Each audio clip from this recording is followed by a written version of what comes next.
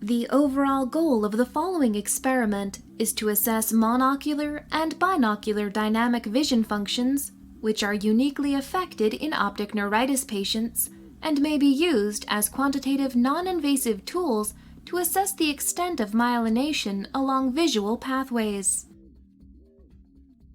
This is achieved by applying the object from motion, or OFM protocol, at different velocities in order to define motion perception sensitivity in the tested eye.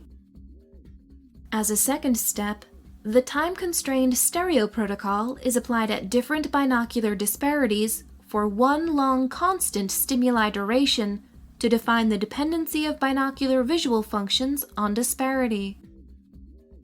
Next, the time-constrained stereo protocol is applied at different stimuli durations for one constant binocular disparity to define the dependency of binocular visual functions on stimuli duration. The results show that OFM and time-constrained stereo protocols are sensitive tools that are uniquely affected in optic neuritis patients.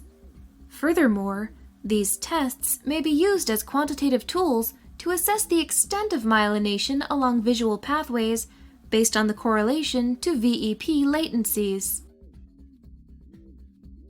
The main advantage of this technique over existing methods like static visual function is that it's more sensitive to the visual deficit of optic neuritis patients. Furthermore, these protocols can be used to study remyelination and demyelination over time.